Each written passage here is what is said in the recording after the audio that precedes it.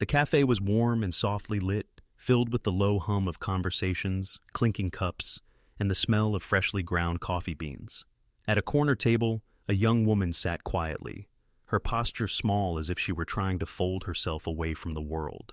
Her name was Lily. She was only 24, with delicate features and kind eyes, but there was a weight in the way she looked down at her hands, as though the world had reminded her too often that she didn't quite fit in. Lily was deaf. She had lived her whole life in a world without sound, where conversations around her moved faster than she could ever catch, where laughter and whispers felt like doors closing just as she reached them. She knew sign language fluently, but most of the people she met didn't.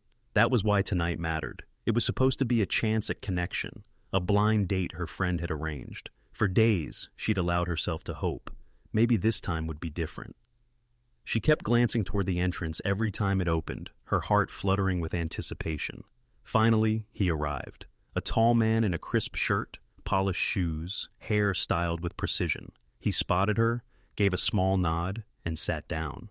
At first, Lily smiled nervously and raised her hands, ready to sign a hello, but the man looked at her in confusion. She reached into her bag and quickly pulled out a small notepad and pen, her usual fallback when words couldn't be signed. She wrote, "Hi, I'm Lily. Nice to meet you." The man glanced at the notepad, gave a stiff smile, and then pulled out his phone. He typed something, turned the screen toward her. "You can't talk?" Her cheeks flushed. She shook her head gently, then signed slowly, hoping he might catch at least the meaning, but his eyes darted away, uncomfortable. He wrote again, "That's difficult. I didn't know." The words on the screen felt like a blade, and Lily forced her lips into a smile she didn't feel. She tried to scribble something else, something light-hearted, something that might ease the tension, but the man barely looked. He picked up his phone again, his fingers moving quickly, scrolling through notifications as though this evening were nothing more than a mistake he couldn't wait to leave behind. Minutes passed. The silence between them grew heavier. He finally stood, muttering something she couldn't hear, dropping a few bills on the table, and then he was gone, just like that. Lily sat there, frozen, staring at the empty seat across from her. Her chest tightened, and though she didn't cry, she felt the sting of rejection more sharply than she wanted to admit. She had told herself over and over not to expect too much, but even so, she had hoped for kindness. She deserved at least that, didn't she? As she lowered her eyes to her untouched coffee, she didn't notice at first that someone else had been watching. At the table just across from hers sat Ethan, a man in his mid-30s with an air of quiet strength. He was broad-shouldered but gentle-faced, dressed casually but neatly, and across from him sat his little daughter, no older than 7, her curly hair framing her round cheeks.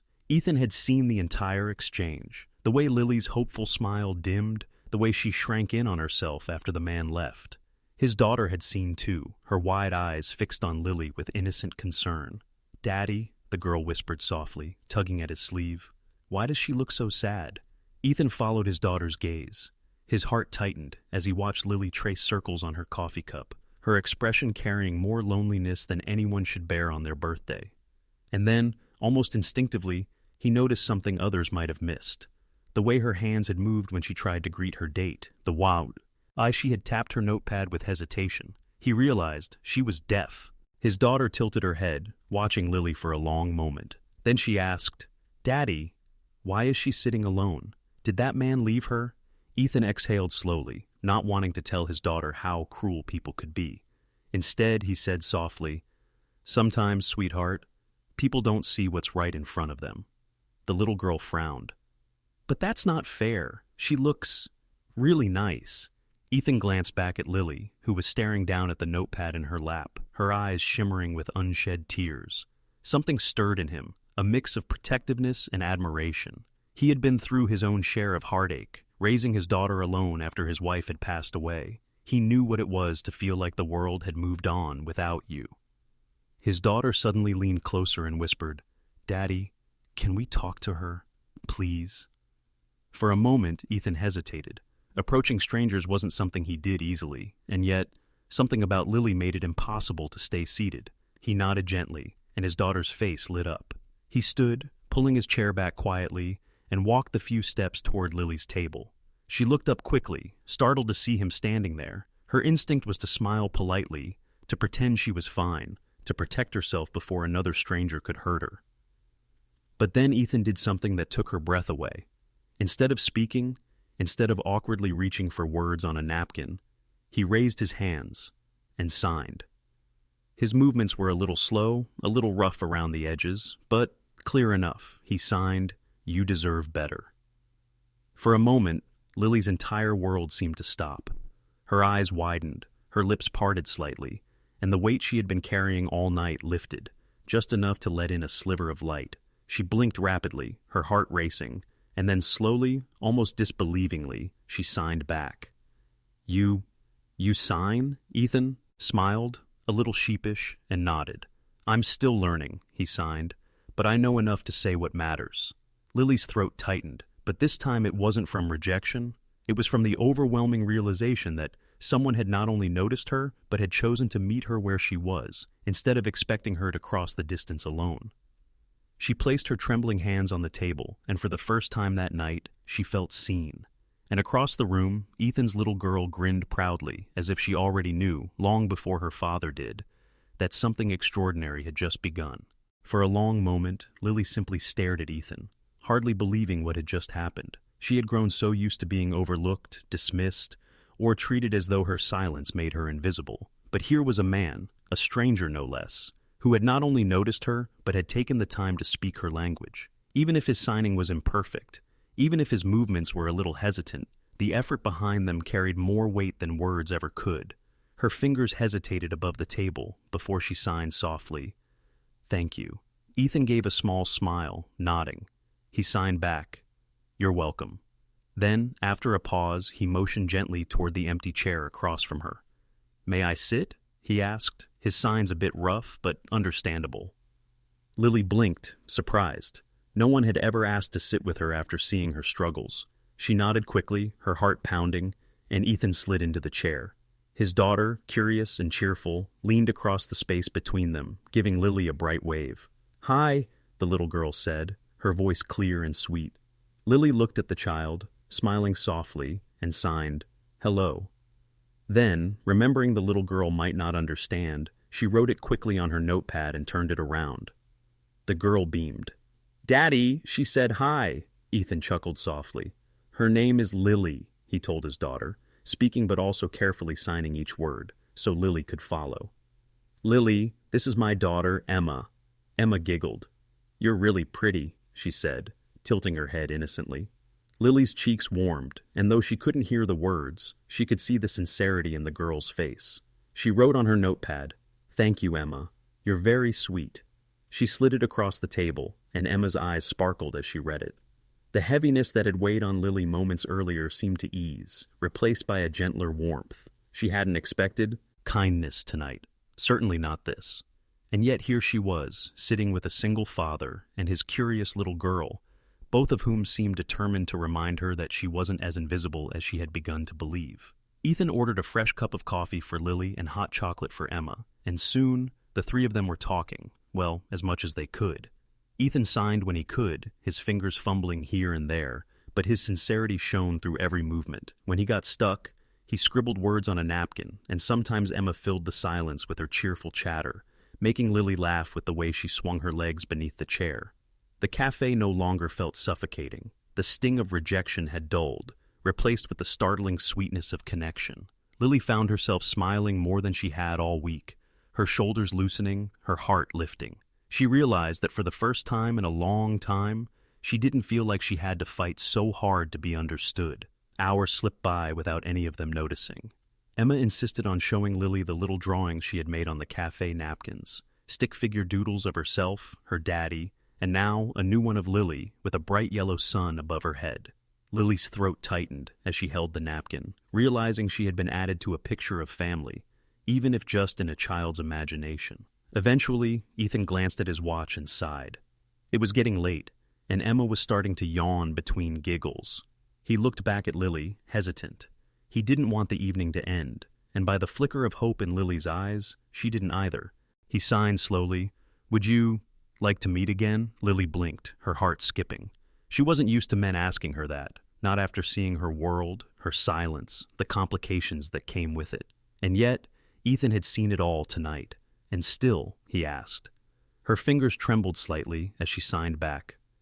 I would like that. Ethan's smile was small but genuine, the kind of smile that reached his eyes. Emma clapped her hands together as though she had just been told the best news in the world. Yay! She cheered, not entirely knowing what she was cheering for, only that her dad was happy. And so was Lily. When they finally stood to leave, Ethan walked Lily to the door. The night air was cool, brushing gently against her skin. She looked up at the sky, then back at him, her chest swelling with a strange new feeling. Hope.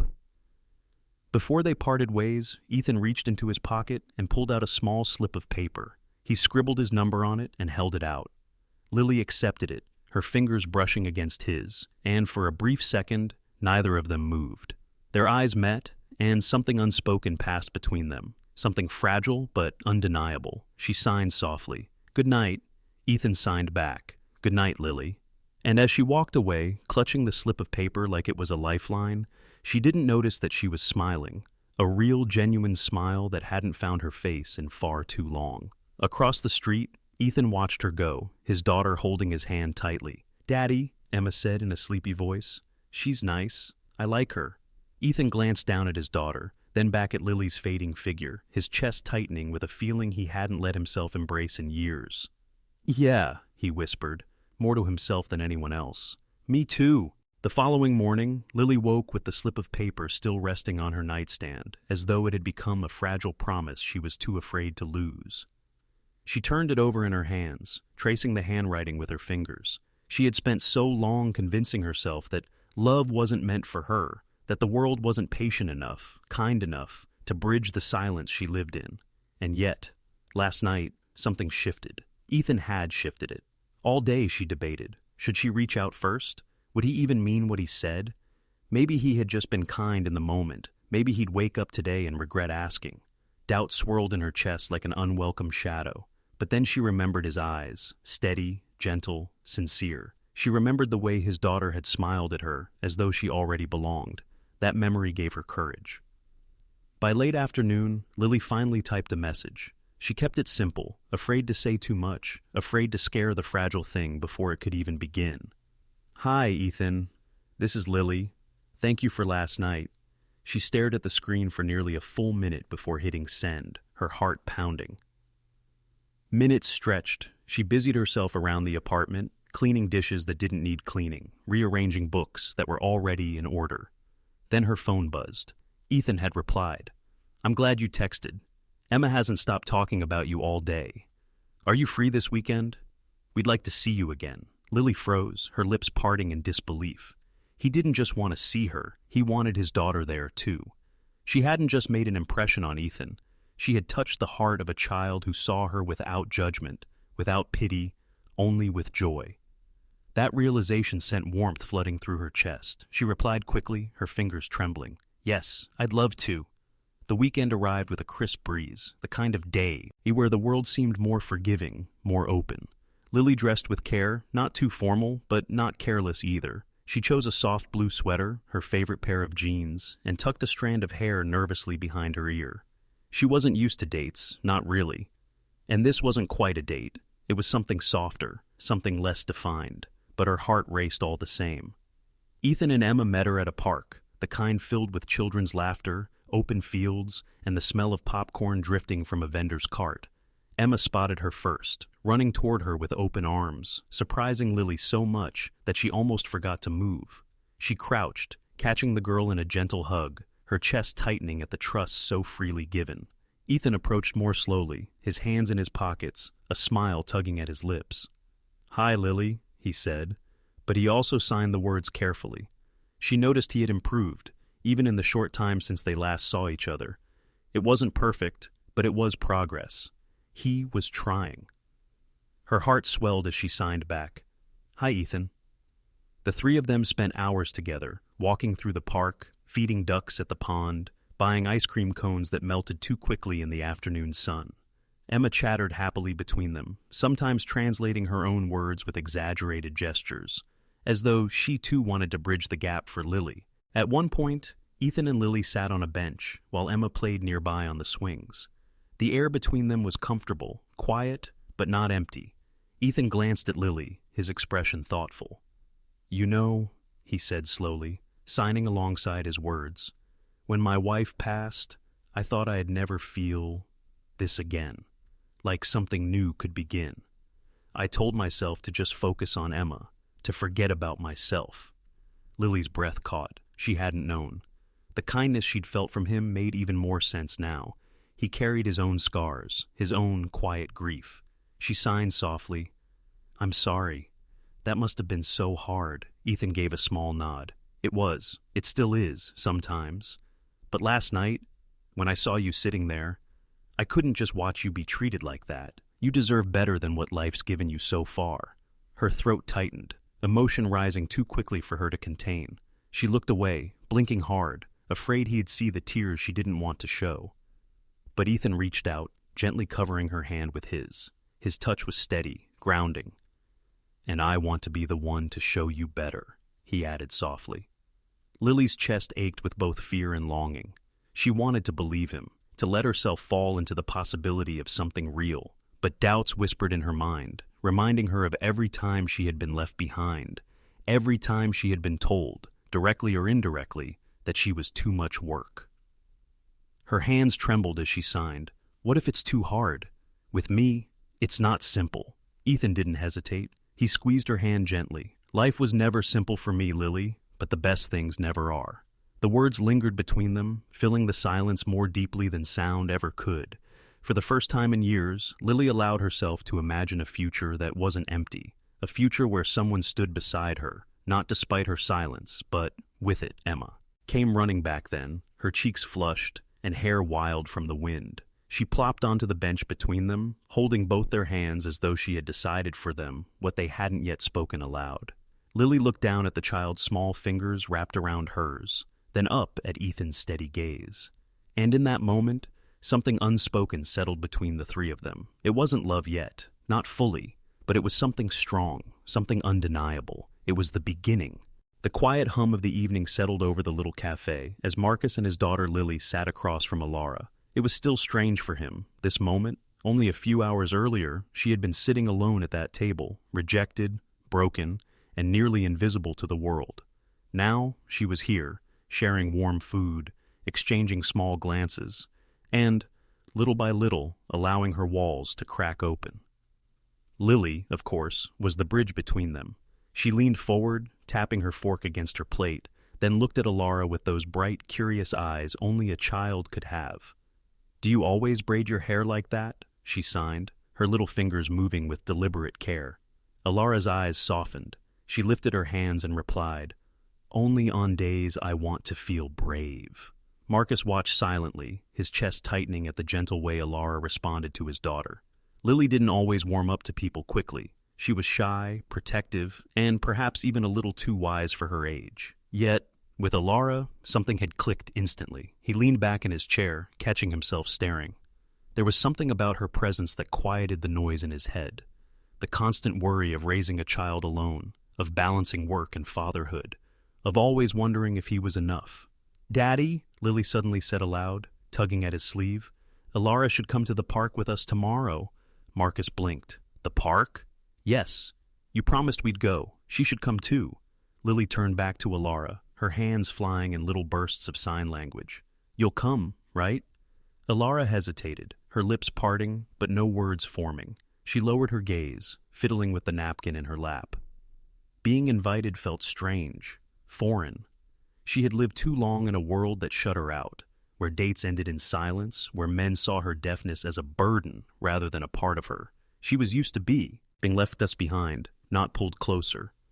Marcus leaned forward, his deep voice gentle. "You don't have to say yes if you're not comfortable." But Lily cut him off quickly, her small hand lifting in a fierce wave. "She'll come, please?" Alara's laugh escaped, soft and unexpected. She nodded once. "I'll come." The smile that spread across Lily's face was brighter than any light in the cafe. For Marcus, it stirred something he wasn't prepared to feel, a fragile, dangerous hope.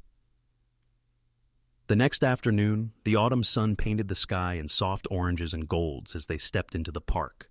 Lily ran ahead, her laughter trailing behind her, while Alara and Marcus walked side by side. Alara carried a small sketchbook under her arm, something Marcus noticed when they left the car. He tilted his head toward it. "You draw." Her cheeks warmed. She signed carefully, "A little. It helps me escape. May I see sometime?" Her eyes darted away, shy but pleased. "Maybe." They settled onto a bench while Lily clambered onto the swings. Marcus pushed her gently, his large hands steady on the chains, while Alara stood nearby, watching with an expression so tender he almost mistook it for longing. Lily tilted her head back mid-swing and signed toward Alara. "Higher! Push me higher!" Alara laughed, stepping forward to give a light push. Marcus froze for a moment, stunned. The sight of them together, his daughter squealing in joy, Alara smiling without fear, did something inside him he hadn't felt in years. It was like watching two parts of his life, once separate, find a rhythm in the same heartbeat. As the evening stretched on, they spread a small picnic blanket under a tree. Lily munched happily on snacks Marcus had packed, while Alara flipped open her sketchbook. With delicate strokes, she began drawing Lily mid-swing, her hair flying, her smile wide. Marcus leaned in to watch, his breath catching. "That's beautiful." Alara blushed, lowering the page slightly. "It's not finished. It doesn't have to be." He held her gaze, firm but kind. "It's already perfect." The air between them grew heavier, charged. Alara swallowed, closing the sketchbook quickly. She wasn't used to compliments that felt real. She wasn't used to being seen at all. Lily, oblivious to the tension, curled up against Alara's side. "Can we do this every weekend?" she asked sleepily. Marcus met Alara's eyes, something unspoken passing between them. He wanted to say yes, for Lily, for himself, maybe even for her, but he knew it wasn't that simple. Alara carried shadows he didn't yet understand, and he carried his own. Still, for the first time in a long time, he let himself wonder if maybe, just maybe, this wasn't an accident. Maybe life had meant for them to meet here, at this fragile intersection of brokenness and hope. That night, long after Lily had fallen asleep, Marcus found himself replaying the day in his mind. The way Alara's hands moved when she laughed, the shy pride in her eyes when she showed him her sketch, the way Lily clung to her, as if she'd known her forever. He sat at the edge of his bed, staring out the window, restless. He had promised himself he wouldn't. To let anyone too close, not again. His world revolved around Lily, and he couldn't risk letting her heart get broken. But Alara, she didn't feel like a risk. She felt like a missing piece. And that thought terrified him. The following week unfolded quietly, yet beneath that quiet was a current neither Marcus nor Alara could ignore. Their meeting at the cafe had been a chance encounter, but every step since had felt deliberate, like life was threading them together in ways they hadn't asked for, yet couldn't seem to resist. Alara found herself thinking about Marcus and Lily more than she cared to admit. She replayed Lily's laughter, the way the little girl tugged at her sleeve, insistent that she stay longer. She remembered Marcus's gaze, steady and searching, as though he wanted to know her, not just her silence, not just her hands, but her. It unsettled her. It warmed her. And it scared her. For Marcus, the pull was equally undeniable. He found himself at his desk at work, distracted, tapping a pen against the papers he should have been reading. His colleagues noticed the faraway look in his eyes, but they didn't know it wasn't numbers or deadlines holding him. It was the memory of a deaf woman's smile and the way she fit so seamlessly beside his daughter. Still, he told himself to tread carefully. He was a father first. Always a father first. It was Lily who made the next move. "Daddy," she said one evening, peeking into his office where he was buried in contracts. "Can Alara come over for dinner?" Marcus looked up, blinking. "Dinner?" "Yes, here, with us." She crossed her arms, determined. "You said we should invite people we like. I like her. Don't you?" Marcus hesitated, his heart betraying him with a rush of warmth he didn't want to show. "I do," he admitted softly, "but maybe she's busy." "She's not," Lily shot back quickly, as if she had already solved the matter. "Ask her, Daddy, please." He sighed, running a hand over his jaw. He had never been able to say no to Lily when she wanted something with her whole heart. And truthfully, the idea of seeing Alara in their home, in the little world he and Lily had built together, stirred something inside him that felt dangerously close to longing. That night, with a hesitant resolve, he sent Alara a message, a simple invitation. "Dinner with us tomorrow," Lily insists.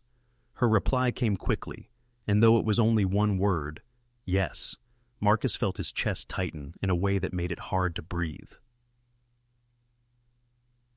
The next evening, Ilara stood at the door of Marcus's home, holding a small basket of fresh bread she had baked earlier.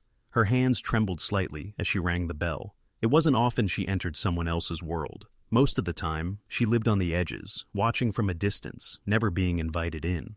When the door swung open, Lily's face lit up. "Ilara!" she squealed, throwing her arms around her legs. Ilara laughed, steadying herself, her eyes shining as she bent to hug the little girl. Then her gaze lifted to Marcus. He stood there in the doorway, his tie loosened, his sleeves rolled up, looking less like the polished professional she had met at the cafe and more like a man, a father, a protector. "Come in," he said, his voice warm, though his nerves betrayed him in the way he cleared his throat. The house smelled of roasted herbs and garlic. Ilara's eyes wandered as she stepped inside. Photos on the walls, mostly of Lily, some of Marcus holding her when she was younger, both smiling. The space felt lived in, safe. At dinner, the table was alive with Lily's chatter. She told stories about school, about her favorite books, about how she thought Ilara should teach her to draw.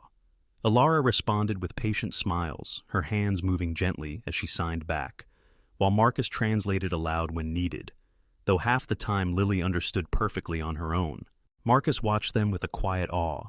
Ilara fit so naturally into their rhythm, as though she had always been part of it. He noticed the way Lily leaned into her, the way Ilara's eyes softened every time his daughter looked at her. And he noticed something else too, the way his own heart felt lighter, fuller, when Ilara was near. When the meal ended, Lily begged for a drawing lesson before bed. Ilara pulled out her sketchbook, guiding Lily's small hand with her own as they traced lines together. Marcus stood back, leaning against the doorway, his arms folded, and for a fleeting moment he let himself imagine what it would be like if this wasn't just one evening, if this was their life. Later, after Lily had fallen asleep, Marcus walked Ilara to the door. The night air was cool, carrying the faint scent of rain. Neither of them spoke for a long moment. Finally, Marcus said softly, "Thank you. For tonight. For her." Ilara tilted her head, unsure. "For her?" she signed. "Yes," he replied, his voice low. "You make her happy, and I—" He stopped himself, shaking his head with a faint laugh. "I don't even know what I'm trying to say." But Ilara understood anyway. She always did. Her smile was small, fragile, but it reached her eyes. "Good night, Marcus," she signed, before turning away. He watched her walk down the path, his chest heavy with an ache that was equal parts fear and hope. Days turned into weeks. Slowly, carefully, Ilara became a fixture in their lives. Sometimes it was a trip to the park, other times it was dinner, or afternoons spent sketching with Lily while Marcus worked nearby. Every time, the bond deepened, not just between Lily and Ilara, but between Marcus and Ilara too. Yet, for all the warmth growing between them, Marcus could see the shadows Ilara carried. Sometimes she would go quiet, staring off with a sadness he couldn't name. Sometimes sulks. He flinched at the simplest things, an unexpected knock at the door, a loud voice in a crowd. He wanted to ask, to know, to take away whatever pain she carried, but he held back. He didn't want to push her away. And Ilara, she felt the same pull, the same growing attachment, but she feared it. She feared what it meant to belong, because belonging always came with loss. She had been left behind too many times to believe this could last.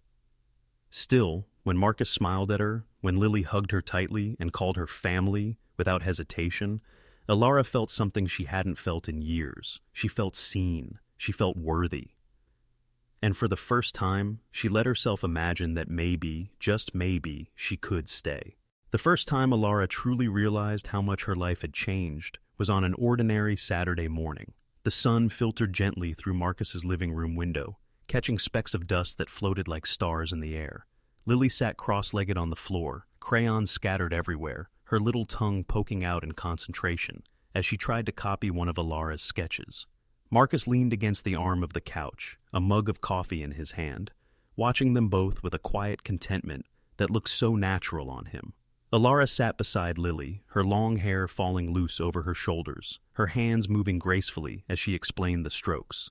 To anyone else, it might have looked like just a drawing lesson, but Marcus could see more. He could see how Lily hung on to every motion, how she mirrored Alara's patience, how their worlds had blended into one without either of them noticing. Marcus caught himself smiling and shook his head.